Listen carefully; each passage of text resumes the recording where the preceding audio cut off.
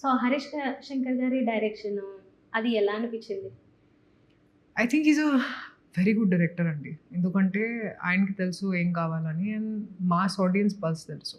ఒక హీరోని ఎలా ఎలివేషన్ ఇవ్వాలి ఒక సీన్‌లో, గ్లామర్ ఎలా పెట్టాలి అండ్ నా క్యారెక్టర్ కోసం కూడా చాలా అంటే చాలా క్లియర్‌గా చెప్పారు. ఓకే. నాకు గ్లామర్ కావాలి, నేను మీకు షార్ట్స్ ఇస్తాను, స్కర్ట్స్ ఇస్తాను, ఈ ఈ సినిమాలో వేసుకోవాలి అండ్ నేను కూడా సరెండర్ చేశాను. ఓకే సార్, మీ విజన్ నేను చేస్తాను.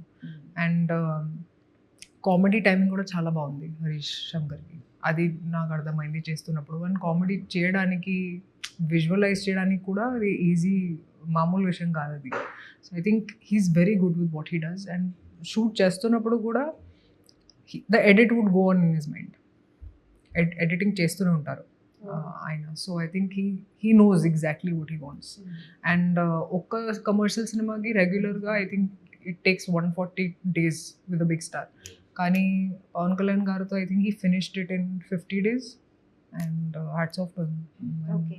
నిద్ర లేకుండా సెట్స్‌లో షూట్ చేయడం, ఫినిష్ చేయడం. I think he's very good. Okay. వాళ్ళది హిట్ కాంబో అని తెలుసు. బట్ యాక్చువల్లీ మీరు మిగతా డైరెక్టర్స్‌తో కూడా వర్క్ చేశారు కదా! ఎవరిలో చూడని ఒక క్వాలిటీ హరీష్ శంకర్ గారిలో ఉందంటే అదేంటి? ఓహ్!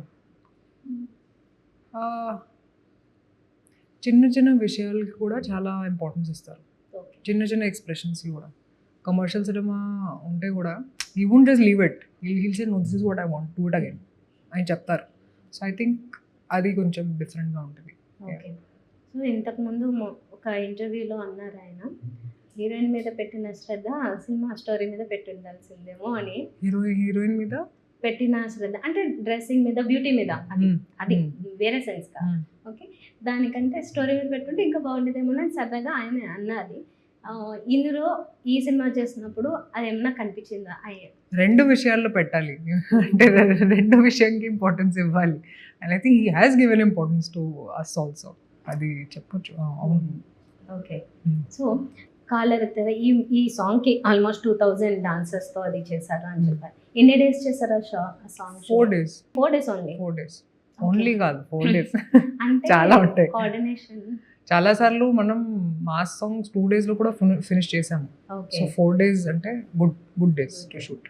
ఓకే. అంటే ఇమాజినేషన్ 2000తో మళ్ళీ అదంతా మ్యాచ్ చేస్తూ క్రౌడ్ కంట్రోల్ చాలా బాగా చేశారు హరీష్. ఓకే.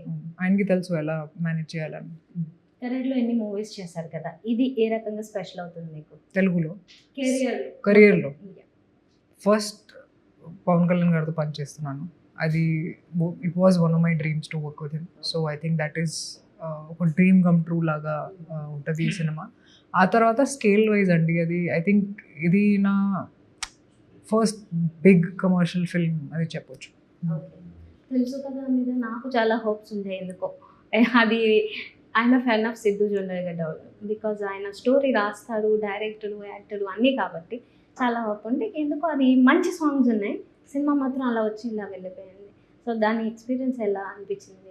అంటే నేను షూట్ చేస్తున్నప్పుడు చాలా ఎంజాయ్ చేశాను. బట్ ఆబ్వియస్లీ హిట్ ఫ్లాప్ నా చేతిలో కాదు. అండ్ చాలా ఎక్స్పీరియన్సెస్ ఉన్నాయి నా లైఫ్లో కూడా. హిట్ ఉంటే, ఫ్లాప్ ఉంటే నేను ఇలాగే ఉంటాను అండ్ హార్డ్ వర్క్ చేస్తూనే ఉంటాను. అది నా చేతిలో ఉందంతే.